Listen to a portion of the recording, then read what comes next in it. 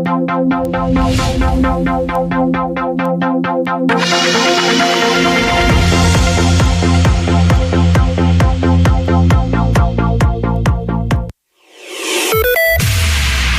noche en su emisión estelar, CIP y CPH en alerta por comisión que revisará garantías a la libertad de expresión.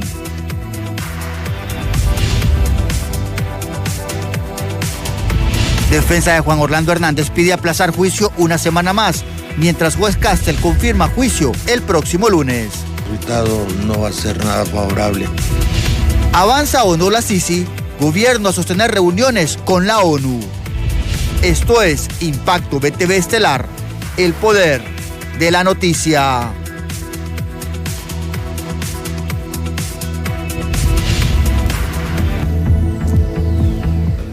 Muy buenas noches, Honduras, y bienvenidos a Impacto BTV. Esto es su emisión estelar. A partir de este momento las noticias comienzan a generarse. Y es que el Congreso Nacional dio a conocer la conformación de la Comisión Legislativa Especial, esto según ellos para establecer si existen argumentos legales o administrativos que impidan el acceso a radios comunitarias de una forma más expedita.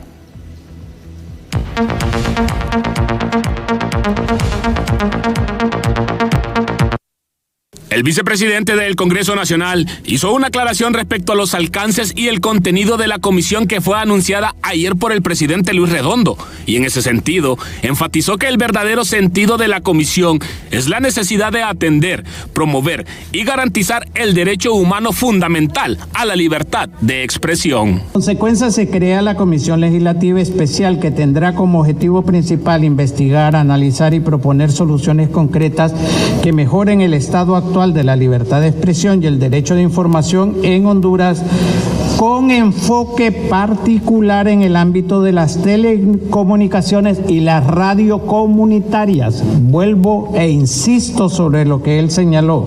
Por su parte, miembros de esta comisión señalan la importancia de realizar múltiples reformas que puedan aportar a la libre expresión de la prensa nacional y de igual manera que aporten a la legalidad de las radios comunitarias. Creo que es importante a través de esta comisión que nosotros garanticemos escuchar lo que toda la ciudadanía nos está expresando.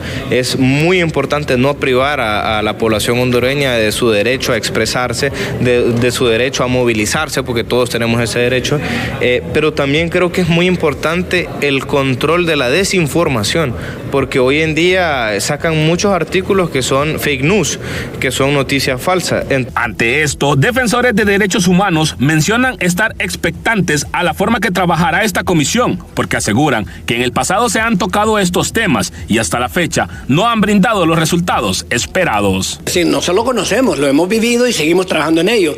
Entonces, si realmente la intención es procurar cambiarle la imagen internacional al país de que no se viola la libertad de expresión, entonces cuenten con nosotros, ¿verdad? Ahora, contrario censo, si no es esa su intención, igual nosotros vamos a poder ser capaces de hacer análisis, porque por sus actos los conoceréis, decía la Biblia. Pues es cierto, eso es factible en todos lados. Entonces vamos a ver su trabajo, ¿verdad? Sí vamos a pedirles, dentro de poco vamos a pedirles una audiencia con ellos, y si su interés es realmente resolver este problema, nos van a recibir ipso facto. Autoridades dieron a conocer que esta comisión especial tendrá como objetivo investigar, analizar y proponer soluciones que mejoren el estado actual de la libertad de expresión y el derecho a la información en Honduras. Con imágenes de Ángel Maradiaga, les informó José Luis Castellanos. Profundizamos aún más en este tema y tenemos reacciones desde la zona norte con nuestra compañera Cintia López. ¿Qué dicen integrantes de la CIP referente a esta determinación que se tomó ayer en el Congreso Nacional y que ha despertado las alertas en diversos organismos? Cintia, buenas noches.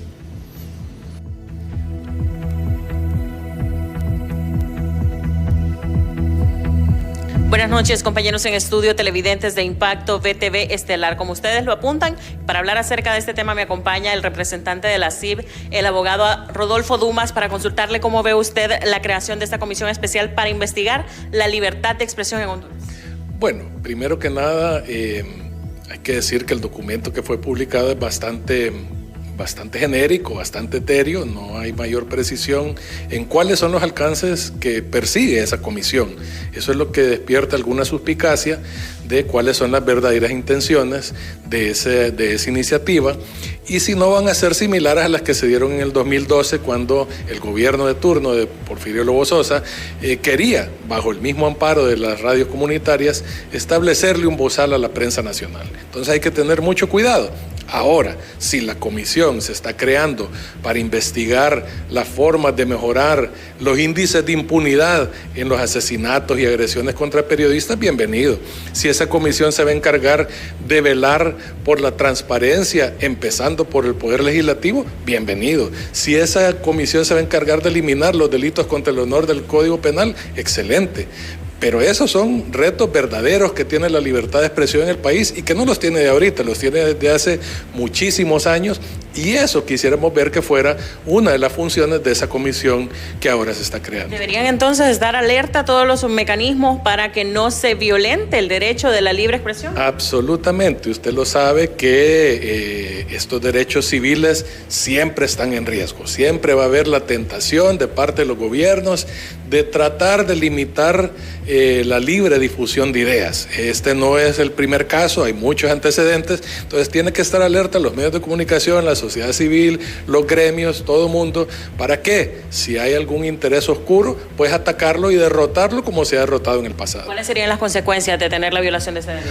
Bueno, eso tiene una consecuencia directa en el derecho individual de cada persona de recibir y difundir informaciones, pero también en la otra dimensión de la libertad de expresión, que es precisamente ese derecho que tiene la sociedad de recibir informaciones de manera oportuna. Mire usted, aquí se derogó la ley de secretos, pero siguen esas prácticas de algunas instituciones del Estado de negar la información pública a los medios de comunicación o a los particulares que la solicitan. Entonces, si la comisión se encargara de atender eso, también sería bienvenido, pero dudamos que ese sea el enfoque principal de esta nueva comisión. Muchísimas gracias al abogado Rodolfo Dumas, miembro de la CIP. Escuchaba usted la opinión referente a esta creación de la Comisión Especial para investigar la libertad de expresión en Honduras. Lo que puedo informar desde San Pedro Sula, retorno con ustedes al set principal.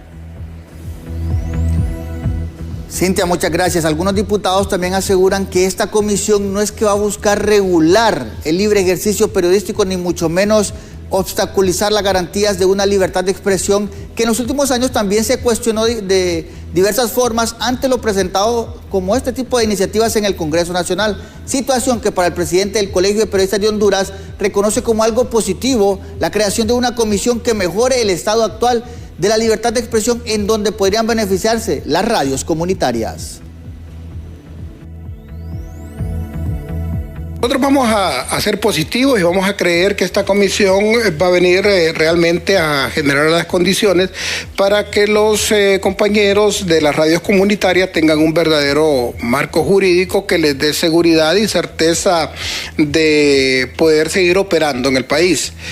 Ahora, cuando ya se maneja, que hay que ver si verdaderamente es el alcance del nombramiento de la comisión y se le da facultades para investigar, para poder presentar acciones en el tema de libertad de expresión y libertad de prensa, pues ahí así hay una contradicción. Hablamos de garantías de la libertad sobre la libre expresión. Asimismo, se ha hablado mucho de la ley de colaboración eficaz, de las reformas al Código Penal, la elección de fiscales, asimismo como la mayoría calificada, serían parte de las recomendaciones que no se han cumplido y solicitadas por la ONU. Esto para avanzar con el tema de la instalación de la CICI. Este tipo de medidas todavía sigue pendiente en el Congreso Nacional porque no hay acuerdos entre bancadas debido a lo que se tiene que reformar. Entre ellos está el Código Penal, como se lo mencionábamos, situación que por esto la CICI sigue siendo algo condicionado, a pesar de que hay una misión que está en los Estados Unidos en reunión con la ONU. 2 años y aún no se logra completar los acuerdos del memorándum de entendimiento de la CICI en el país, por lo que la aprobación de algunas leyes y la falta de otras, como la de colaboración eficaz, la elección de magistrados del Tribunal Superior de Cuentas, reformas al Código Penal y lo que permitió la parálisis en el Congreso Nacional, la elección permanente de los fiscales del Ministerio Público, son temas que no han visto nada bien las Naciones Unidas, aseguran los expertos, por lo que pese a las visitas bilaterales que han sostenido, es cada vez más difícil que a corto plazo este organismo sea instalado.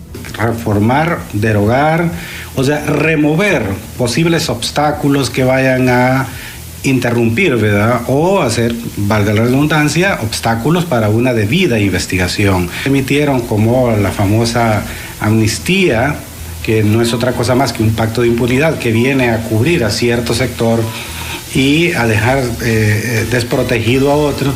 Esta comisión designada por el gobierno está integrada por el secretario de Relaciones Exteriores, Eduardo Enrique Reina, el procurador general Manuel Díaz Galeas, la exsecretaria de Trabajo, Mayra Moncada, y la exsecretaria de Finanzas, Rixi Moncada. Esta última que ha causado polémica tras su afirmación por buscar la candidatura presidencial, pero hay quienes afirman que su vasta experiencia y capacidad la facultan para sumar a estas negociaciones. No es tan fácil, tiene que generarse todo el marco jurídico y una vez que cuente con todo el marco jurídico, con la voluntad de ambas partes, porque es un acuerdo mutuo entre esta organización internacional y el gobierno de Honduras. Ya la decisión de enviarla a una comisión de repente puede ser producto del conocimiento que tiene ella en el área jurídica y toda la vasta experiencia a través de todos los años que fungió como funcionario judicial y todo lo que ha venido haciendo a lo largo de su vida política, también en altos cargos importantes. Mientras para este analista la incorporación de la exministra de Finanzas es parte de una promoción política que busca seguir atacando solamente a la oposición. Mensaje es clarísimo en ese punto, que quieren obtener como instrumento de manipulación contra la oposición política, ¿me entiendes? El tema de la CICI, eso no que ya lo comenzamos a ver como un instrumento de lucha para bloquear la posición política y para mantener el poder. Eso es sumamente delicadísimo. El memorándum de entendimiento entre el gobierno y la ONU tiene validez hasta el 15 de junio del presente año, aunque podría ser ampliado. Con las imágenes de Marvin Andino les informó Janet Flores. Seguirá siendo un tema pendiente. Para expertos en materia de seguridad y actores políticos, el juicio del expresidente Juan Orlando Hernández marcará la historia de Honduras, pero no para el Partido Nacional, ya que la población hondureña es magnánima y apegada a las instituciones políticas. Luego de darse a conocer que el juicio contra el expresidente Juan Orlando Hernández se desarrollará el 12 de febrero en el Distrito Sur de Nueva York, el analista Raúl Pineda Alvarado menciona que solo le queda declararse culpable del delito de narcotráfico, aunque esto no garantiza que reciba una menor sentencia. Si algo pudiera recomendarse es que el abogado Hernández se declarase culpable y procurase una negociación con la Fiscalía apoyado por el aval del juez. Por supuesto, lo puede hacer un minuto antes del inicio del juicio y luego puede también negociar una vez que ha habido ya una sentencia, porque la labor del Poder Judicial llega hasta la condena, de ahí para allá pasa al Buró de Prisiones. Eso habrá que verlo, hasta dónde el pueblo hondureño es intolerante o refractario a la corrupción. Y para la diputada nacionalista María Antonieta Mejía, es momento de cambiar y renovar las estructuras que han generado una mala imagen al utilizar la institución política para llegar al poder. Tenemos que empezar a adoctrinar nuestra militancia en volver a fomentar los valores institucionales, a agarrarle arraigo a la institución, porque mucho de lo que ha pasado hoy en día en los institutos políticos donde ha permeado la corrupción es que malos nacionalistas solo se utilizan la plataforma del partido para lucrarse ellos a título personal, y eso es lo que ha debilitado las instituciones políticas. Por ende, creo que hay que pensar bastante bien cómo nosotros adoctrinar la militancia del partido, cómo volverle a inculcar los valores y principios y los estatutos que como partido nos hacen diferencia a lo contrario. Y autoridades de Cancillería reafirman que continuarán apoyando las acciones en contra de la corrupción y el narcotráfico, como lo han hecho desde que asumió la presidencia de la República Xiomara Castro. Nosotros tenemos una colaboración muy cercana con el gobierno de los Estados Unidos. Estamos a pocos días de que inicie el juicio contra el expresidente Juan Orlando Hernández, contra los dos exmiembros de la policía, el Tigre Bonilla y el señor también Hernández. Y de parte de Honduras, pues la colaboración viene por el lado de las extradiciones. Es una lucha internacional contra el crimen, contra el narcotráfico, y en este caso Estados Unidos es nuestro principal aliado. Para algunos de los entrevistados, el Partido Nacional no se verá afectado en la medida que la población recuerde lo que ha hecho esta institución política por los hondureños. Y por otra parte, la memoria a corto plazo que caracteriza al pueblo hondureño dará pie para que se le apoye. Con cámaras de Jesús Sánchez, les informa César Euseda. Y es que en la Corte de Nueva York se aceptó la culpabilidad de Mauricio Hernández, quien es primo del expresidente Juan Orlando Hernández. Asimismo, se ha girado una nueva petición para que el juicio sea por lo menos pospuesto, por una semana. Sin embargo, el juez Kevin Castell confirmó que el juicio se mantiene para el próximo lunes a las 8:30, 9 de la mañana. Sin embargo, tenemos reacciones sobre este panorama que podría cambiar en los próximos días. César Euseda, buenas noches.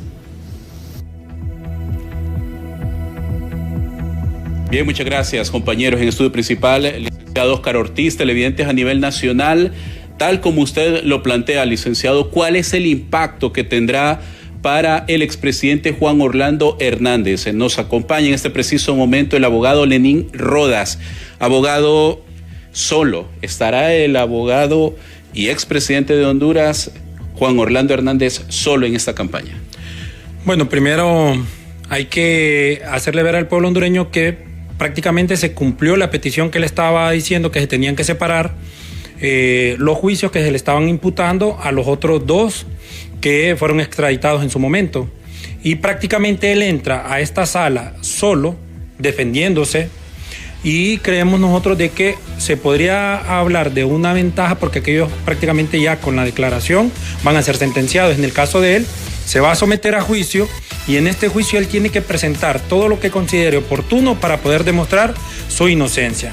Pero desde ya nosotros sabemos de que así como funcionan las leyes en Estados Unidos, y después de la declaratoria que dio el juez cuando sentenció al hermano, prácticamente el expresidente ya está sentenciado. O sea que lo que va a llamar la atención es todas las declaraciones que puedan dar estos dos mismos que se declararon culpables, así también con toda la carga probatoria, que son miles y miles de videos y páginas y correos que tienen ahí listo la Fiscalía para presentar.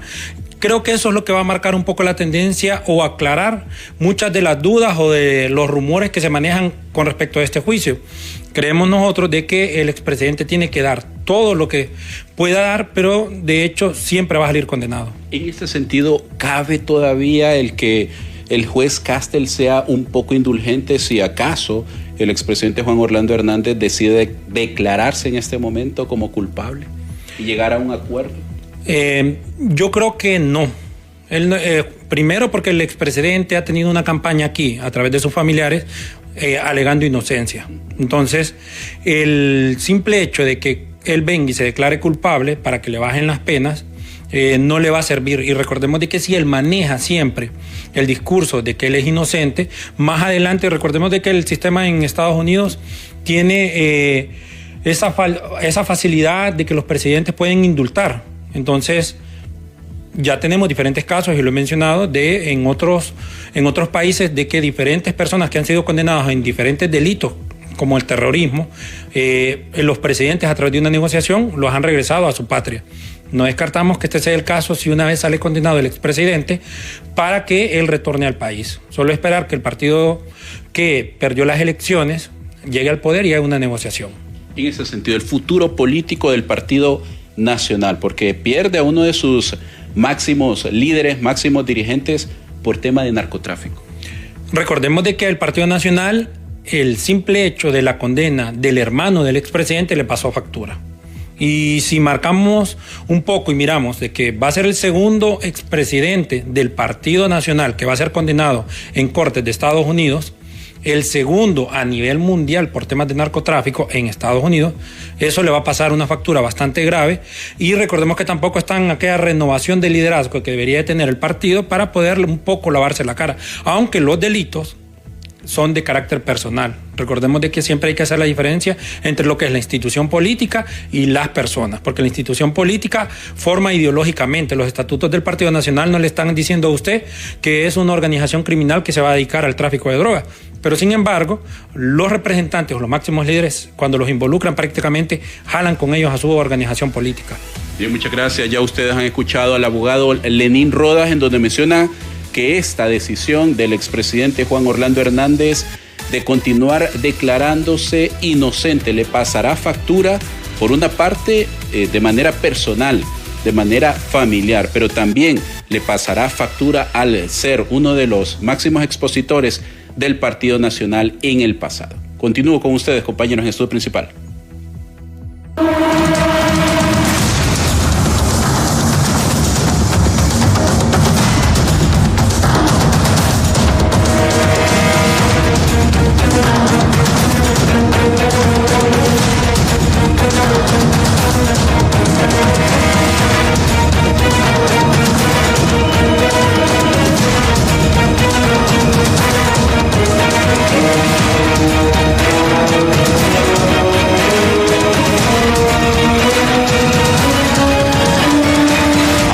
Del 12 de febrero, BTV le llevará detalle a detalle el juicio del siglo por los noticieros BTV, el gobierno de Estados Unidos en contra de Juan Orlando Hernández.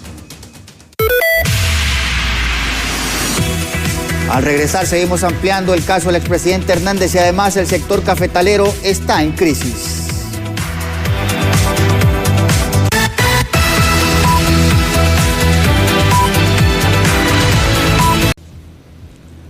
Siempre las informaciones relacionadas al caso del expresidente Hernández y Juan Carlos el Tigre Bonilla, las declaraciones de culpabilidad del ex jefe policial estarían acarreando una serie de incursiones que podría poner en desventaja la defensa del expresidente Juan Orlando Hernández. Declaraciones del exdirector de la Policía Nacional, Juan Carlos el Tigre Bonilla, y Mauricio Hernández, exoficial de la Policía Nacional, sobre su culpabilidad en la distribución de drogas a los Estados Unidos. Las dudas surgen cómo esto pondría en encrucijada la estrategia del expresidente Juan Orlando Hernández previo a su juicio el 12 de febrero. Constituyéndose ellos como colaboradores eficaces, o sea, que después de ser imputados, hoy ellos se convierten en testigos en contra del expresidente Juan Orlando Hernández, y eso pues va a generar todo un ambiente de preocupación en la defensa técnica del expresidente Juan Orlando Hernández, porque los testimonios supuestamente son contundentes, más la prueba que ya ha ofertado la Fiscalía del Distrito Sur. Como una jugada magistral, defensores legales aseguraron que la Fiscalía estadounidense efectuó la unificación tripartita de este juicio, ya que logró desestabilizar la defensa legal de los imputados, generando que estos al final desistieran. Supieron ejercer una presión psicológica de terror jurídico y muy seguro les mostraron muchas pruebas incriminatorias al oficial Hernández y al Tigre Bonilla, a la Fiscalía, que los orilló a declararse culpables y poder negociar y tener un beneficio en una pena no muy severa. Estoy muy seguro también de que ellos van a prestar colaboración, incluso en testificar en contra de Juan Orlando Hernández. Más cuesta arriba, más escabroso el caso para Juan Orlando Hernández, porque este juicio que era tripartita ahora solo queda uno solo. El juicio programado para el 12 de febrero marcará un antes y un después en el país, ya que vendrá a develar a cientos de personas inmiscuidas en actos delictivos, aseguró Kenneth Madrid, director legal de la Asociación para una Sociedad Más Justa. Panorama nada alentador, porque lógicamente recuerde que el exdirector de la policía, el señor Bonilla, fue jefe de la policía en aquellos tiempos en que el expresidente Hernández era presidente del Congreso Nacional, por lo tanto era una persona muy informada de todo lo que hacía la Policía Nacional y también las conexiones que existían con el ex policía Hernández Pineda y además de eso con toda la familia Hernández. Por bien, no solo traerá consecuencias para el expresidente Hernández en el juicio que se ventila en su contra, sino que también vendrán consecuencias para la clase política hondureña, porque en esos más de 4,000 folios de información saldrá salpicada mucha clase política hondureña de todos los colores políticos. Las ansias son muchas y las suposiciones también. A menos de una semana, toda Honduras estará a la expectativa de lo que pasará ante la Corte del Distrito Sur de Nueva York, donde Hernández se presentará a la justicia estadounidense con todas sus cartas. En cámaras de Luis Sosa les informó Gabriela Plata. Vamos hasta el Congreso Nacional. José Luis Castellanos, tenemos entendido que han llegado las autoridades de la Secretaría de Seguridad, asimismo autoridades de la Dirección de Salud. ¿Qué panorama tenemos en el Congreso Nacional y qué es lo que está presentando la Policía Nacional esta tarde-noche? Buenas, adelante. Así es, Óscar Ortiz, muy buenas noches y buenas noches a los televidentes que nos sintonizan a esta hora. Tal y como la dan a conocer, dos puntos bastante importantes este día, tanto en el tema de salud en el país como en el tema de seguridad. Este día, desde el 2022, se estará brindando un informe por parte de la Policía Nacional en cuanto al tema del estado de excepción. De igual manera se estaría haciendo una ampliación al mismo, donde darán a conocer todos los resultados que se han tenido hasta la fecha. Pero que sea el comisionado Miguel Pérez Suazo, director de la Policía Preventiva, quien nos comente. Comisionado, este día presentarán ante la Cámara Legislativa un informe completo y de igual manera se estaría ampliando este estado de excepción. Muy buenas noches. Muy buenas noches. Este día efectivamente el señor secretario de Seguridad, doctor don Héctor Gustavo Sánchez Velázquez, en compañía del señor director general, todos y cada uno de los miembros del directorio estratégico, direcciones nacionales y una representación de mujeres oficiales de la escala superior, estaremos acompañando a presentar ante el Honorable Congreso Nacional y al pueblo hondureño cuáles son los logros más importantes en materia de seguridad que se han hecho estos últimos 2 años. Lo importante que hay que resaltar es que en la Policía Nacional ha tenido una reducción sumamente importante de los homicidios en relación a los últimos 19 años. El año pasado cerramos con una tasa de 31 puntos por cada 100,000 habitantes. Hasta el año 2004 teníamos una tasa de 30 puntos. Esa es la tasa más baja que se ha presentado en materia de reducción de los homicidios en los últimos 19 años. Y seguimos sumando la reducción de este delito que impacta en la sociedad como el delito de homicidio y los delitos contra la vida. Solo en los primeros días que ya llevamos de enero y los primeros días o los 7 días de este mes de febrero, ya llevamos 76 muertes menos en relación al mismo tiempo del año 2023. El gobierno nos ha impuesto una meta de reducir 4.5 la tasa de homicidios por cada 100,000 habitantes este año, pero con el trabajo que se ha hecho ya estamos casi llegando al primer punto de la reducción. Por cada 90 muertes menos que nosotros evitamos es un punto que sumamos a la reducción de los delitos por cada 100,000 habitantes. Logros importantes que vamos a presentar con también cuál es la inversión que se va a hacer para construcción de nuevas unidades policiales. Son más de 50 unidades policiales que se van a construir en igual cantidad de municipios, en 50 municipios a nivel nacional. Se van a remodelar más de 120 estaciones policiales con un enfoque de género y derechos humanos. Cuando decimos esto es porque las estaciones policiales que están actualmente no tienen espacios dignos para albergar mujeres, porque fueron construidos única y exclusivamente para albergar hombres. Ahora, con estas remodelaciones se le está dando y dignificando el servicio a la mujer en la institución policial, que ya suma un 24% del total del personal de la Policía Nacional. Otro aspecto importante es que vamos a dar a conocer cuántos municipios llevamos hasta el momento con 0 incidencia de muerte violenta. Vamos a dar a conocer cuáles son los municipios que tienen de 0 hasta 8 muertes violentas, así como también vamos a elevar una propuesta para crear el escuadrón marítimo policial. para ejecutar operaciones en los litoral atlántico y pacífico y las costas de nuestro país. No solamente sería la rendición de los resultados obtenidos, comisionado, usted ya me dio a conocer también en qué se estaría utilizando el presupuesto, también sería esto, lo que es la solicitud precisamente, valga la repetición de palabras, de dinero para este escuadrón que usted me mencionaba. No se va a hacer ninguna solicitud. Esto es ya lo que nos ha aprobado, en qué vamos a invertir el presupuesto que ya el honorable Congreso Nacional ha autorizado para la Secretaría de Seguridad. Nosotros vamos a determinar cómo vamos a desglosar todos y cada uno de esta inversión en materia de seguridad con el presupuesto que se nos ha asignado. No vamos a pedir ampliación a este momento, pero creo que en su momento también para ejecutar otros proyectos sí se considera pues solicitar una ampliación. Pero en estos momentos lo que vamos a hacer es dar a conocer en qué se ha invertido todos y cada uno de los fondos que se han asignado a la Secretaría de Seguridad.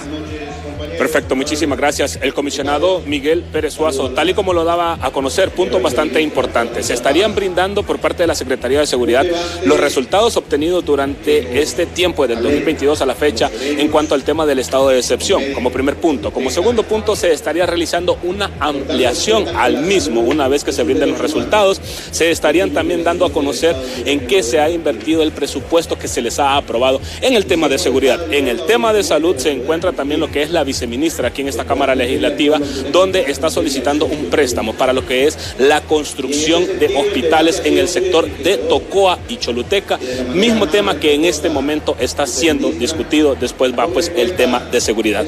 Parte de lo que se desarrolla desde el Congreso Nacional, compañeros. No sé si tienen alguna consulta, si no yo retorno con ustedes. Gracias, José Luis, por este reporte. Nos mantenemos en el Congreso Nacional por si hay novedades con este informe por parte de las autoridades de seguridad. En otros temas, el bajo precio del café en el mercado internacional mantiene ahogados a los caficultores hondureños, esto con la banca privada, ya que los pequeños ingresos apenas les permiten cubrir los costos de producción. Los caficultores hondureños siguen enfrentando graves problemas económicos debido a la caída del precio del quintal del café en el mercado internacional, ya que en la actualidad este se encuentra en $190, cantidad que apenas les permiten cubrir los altos costos de producción. Los niveles que hemos visto en estos últimos días andan entre los 185 a más de los $190 en la bolsa. Eso es un poquito más de lo que hemos visto en años anteriores. Sin embargo, tenemos que tomar en consideración que los costos de producción y de procesamiento para la exportación también han incrementado. Entonces, los productores apenas cubren con los costos, ¿verdad? Un costo que puede andar entre los $150 a $160. Los representantes del sector cafetalero esperan que el comportamiento en el mercado global no baje de los $150, ya que esto significaría graves pérdidas para los productores del grano aromático. Nosotros creemos que mientras no bajemos de ese precio de 150, por lo menos se cubren los costos de producción. Lógicamente tuvimos precios hace un año, 2 años, cerca de $200. Nuestra aspiración es que pueda incrementarse más allá de esos $180 y poder tener niveles de rentabilidad, por así decirlo, para que los productores puedan mejorar sus condiciones de vida. Ante esta problemática que atraviesa el sector caficultor del país, el gobierno ya contempla establecer un plan de apoyo con 5 ejes, que incluye el financiamiento para mejorar la producción. En ese sentido hemos propuesto en primer lugar mejorar la productividad. No estamos proponiendo aumentar 1 hectárea o 1 manzana más de cultivo, sino que hacer productivas las más de 452.000 hectáreas que actualmente tenemos. Estamos buscando y desarrollando una propuesta de financiamiento inclusivo para todo el sector, con recursos de la banca pública y privada. Cafetaleros se encuentran preocupados ante el bajo precio del grano aromático en el mercado internacional, situación que provoca que apenas les ajuste para suplir los costos de producción. Además, esto los deja sin poder cumplir con sus compromisos con el sistema financiero. Con imágenes de Walter Pérez, les informó Marisol Ramos.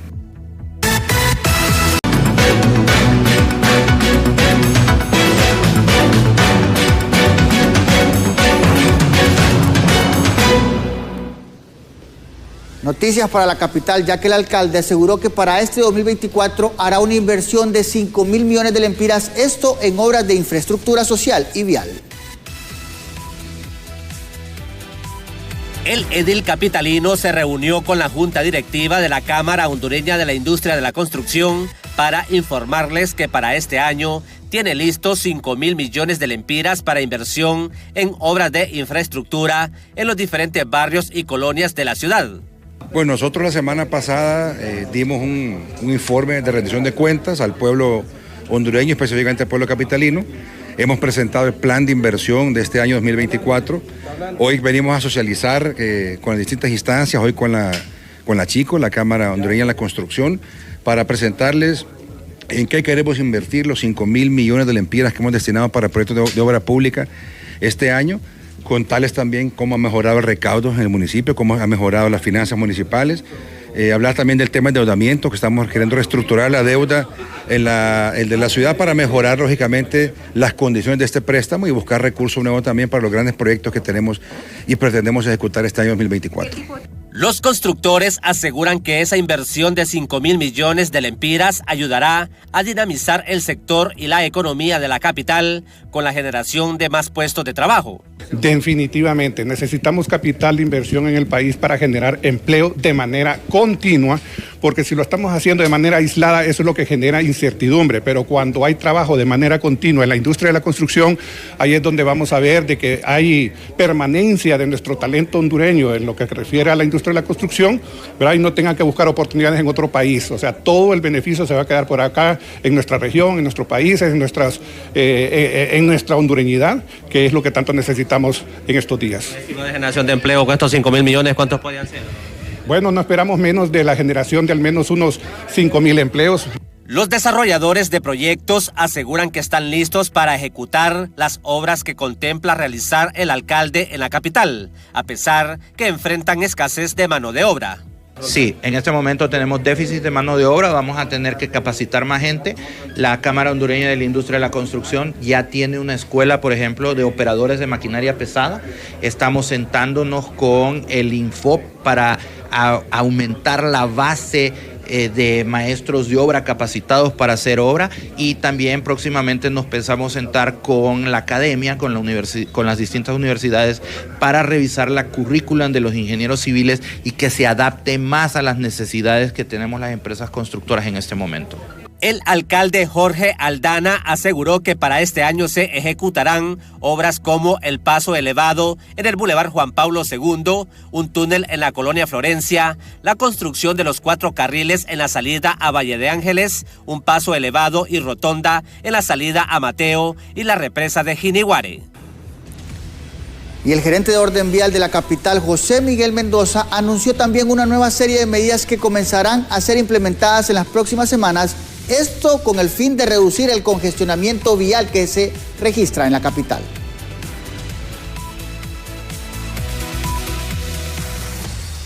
Estamos próximos a iniciar con los operativos de este año en lo que es tema de ordenamiento vial. Ya se están adquiriendo lo que son nuevas grúas con la finalidad de poder fortalecer este tema de ordenamiento y así poder garantizar a la ciudadanía de que vamos a hacer respetar los espacios públicos. Ya en el tema de lo que son las diferentes obras, el puente vehicular que va a estar a inmediaciones del Hotel Florencia, también se va a contar con el tema del paso elevado que va a estar a inmediaciones de la rotonda del Juan Pablo II, y esto con la finalidad de poder agilizar también lo que es el congestionamiento vial en la ciudad en estos puntos conflictivos que se han estado analizando durante los años anteriores.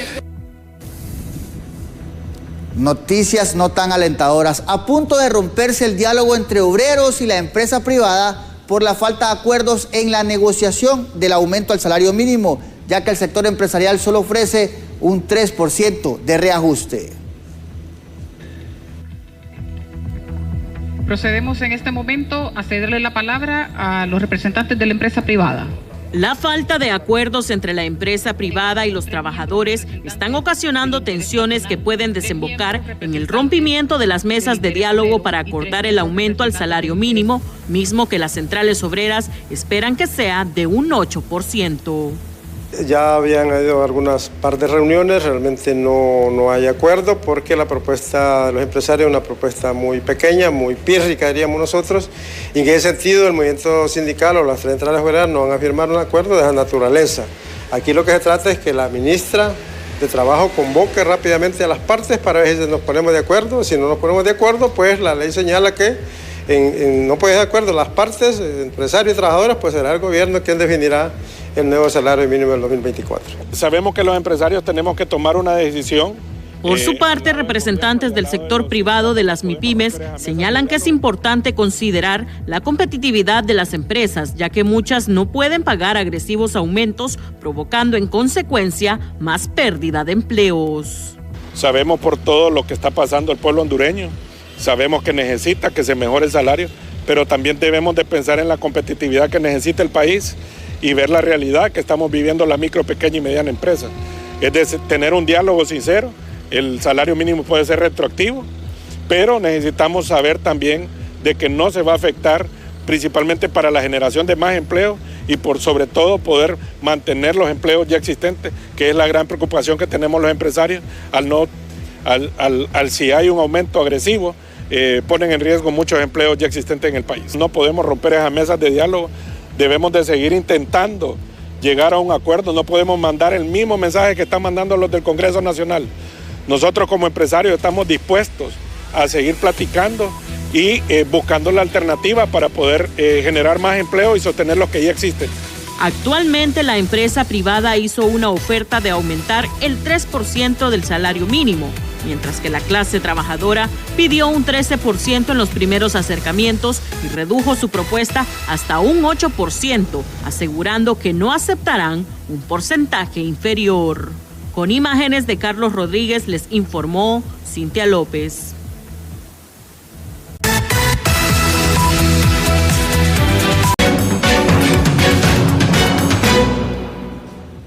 El ministro de Energía asegura que ya tiene listo el plan de contingencias, esto para enfrentar el caluroso verano que se avecina y así reducir los apagones por el mal estado de las líneas de transmisión. Según los análisis realizados por la Comisión Permanente de Contingencias, los primeros 5 meses de este año serán bastante secos y se espera que las lluvias lleguen en el mes de mayo con una canícula corta de 25 días. Bueno, sí, realmente que nos encontramos siempre bajo el fenómeno del Niño. Esperamos que se mantenga esta sequía hasta el mes de mayo aproximadamente, donde comiencen las lluvias ahí, tengamos una canícula corta este 2024 de unos 20 a 25 días. A partir de ahí comienzan las lluvias, por eso es que podemos dividir este año en 5 meses de sequía y después del 6º mes en adelante nos vamos a encontrar con lluvias en todo el país, en todo el territorio. Durante el verano se incrementa la demanda de energía eléctrica. Es por ello que las autoridades de la NE ya tienen listo el plan de contingencias para reducir los apagones por el recalentamiento de las líneas de transmisión. Correcto, recuerde que las olas de calor son fuertes. Nosotros estamos atravesando en este momento un cambio de ciclo del niño a la niña, ¿no? Entonces estamos en la etapa final del Niño, vamos a tener algunas olas de calor. Estamos preparados con la incorporación de nueva energía, con los mantenimientos de transmisión y la repotenciación de la red de distribución. Evidentemente, hay que ser franco, la situación es precaria porque las inversiones no se hicieron en más de 15 años, ¿no? Entonces, algunos problemas van a haber, pero sin duda alguna con el plan de contención nos estamos mitigando. Los trabajadores de la estatal eléctrica aseguran que la NE ha hecho inversiones en el cambio de transformadores y repotenciación de subestaciones para minimizar los apagones por el despeje de líneas. Bueno, se están haciendo podas de árboles, se están haciendo las limpiezas de las torres de transmisión, se están haciendo, cambiando algunos transformadores de potencia, cambiando transformadores de zona, y todo ese trabajo conlleva a tener un mejor servicio para el verano 2024. Entonces nosotros sí creemos que debe haber acá toda esa planificación y ejecución de estos trabajos para que al final o cuando se llegue el verano no tengamos estos problemas. El ministro de Energía asegura que la estatal eléctrica también contempla que las grandes empresas que tienen la capacidad de generar su propia energía se desconecten del sistema en las horas pico durante el verano y así evitar apagones por la recarga de las líneas de transmisión. En cámara, Walter Pérez, en edición Julio Peña, les informó Luis Durón. Vamos ahora con un resumen policial judicial de la capital. Un supuesto miembro de una banda delictiva denominada Al-Qaeda fue capturado por agentes policiales en un punto de la capital. El detenido es conocido, según el informe policial, con el alias del Mexicano y su función en dicha estructura criminal es la venta y distribución de droga. Como Javier Ezequiel Euseda Amador, de 33 años, fue identificado el joven motociclista, quien perdió la vida tras impactar con su motocicleta en un camión en la carretera Olancho. Según testigos del hecho, el motociclista no se percató al momento que el otro vehículo intentaba introducirse en una bodega. Autoridades policiales aseguraron que la imprudencia fue el detonante en este hecho. 2 personas que se transportaban en este automotor fueron trasladadas a un centro hospitalario tras sufrir un accidente vehicular en el Boulevard Fuerzas Armadas. Según datos preliminares, ambos ocupantes iban bajo la ingesta de bebidas alcohólicas cuando impactaron en contra de la barandilla de un paso a desnivel ubicado en el lugar antes mencionado. Uno de los extremos de dicha estructura atravesó el vidrio de enfrente del vehículo, tal y como se puede ver en las imágenes. La Dirección Nacional de Vialidad y Transporte informó que de enero a la fecha se registran más de 40 personas fallecidas en accidentes de tránsito en Honduras, una cifra que va en aumento y que ha generado preocupación en las autoridades. El informe policial establece que la imprudencia ante el volante sigue siendo el detonante en que muchas personas pierden la vida en este tipo de escenarios.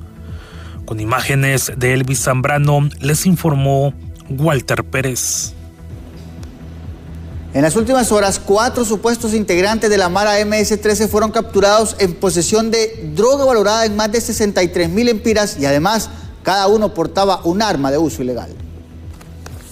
En el sector de los Bajos de Choloma, agentes de la Dirección Policial Antimaras y Pandillas contra el Crimen Organizado han logrado neutralizar a 4 miembros activos de la estructura criminal Mara Salvatrucha MS-13. En estos fungen como gatilleros, cabecillas de sector y encargados de la venta y distribución de drogas. Se trata de alias El Cachorro, quien tiene 14 años de liderar diferentes acciones ilícitas para este grupo criminal, contando ya con antecedentes penales, ya que había sido requerido en 3 ocasiones. Un segundo detenido identificado con el alias El Gordo Max, quien tenía varios meses de ser parte de ese grupo criminal organizado. Un tercer detenido, alias El Moreno, quien era el responsable de cuidar las diferentes plazas de droga al fungir como gatillero para la Mara Salvatrucha MS-13, y alias El Flaco, quien se dedica a lo que es la venta y distribución de alucinógenos. Estamos hablando que suman más de 63,000 empiras ya una vez colocados en los diferentes puestos y distribución de drogas, ya que estamos hablando de 630 envoltorios conteniendo supuesta cocaína, varias armas de fuego, las cuales eran utilizadas para cometer acciones ilícitas, y el decomiso de estas armas va a permitir abrir nuevas líneas de investigación en contra de los 4 arrestados.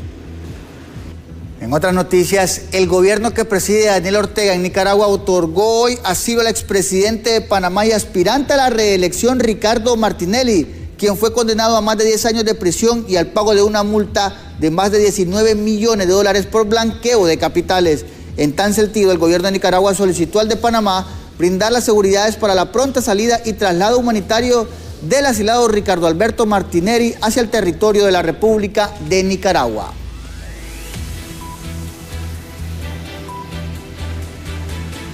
Asimismo, le vamos a pedir, sin antes mencionar lo último que dijo el Colegio Médico Hondureño en relación al despido de médicos cubanos. Estaría anunciando, además de protestas, demandas contra el gobierno por la contratación de estos médicos, asegurando que con ese dinero se podría dar atención a la ciudadanía contratando más personal, sobre todo hondureño, en áreas de la salud. De esta manera cerramos la emisión estelar. Soy Oscar Ortiz. Buenas noches.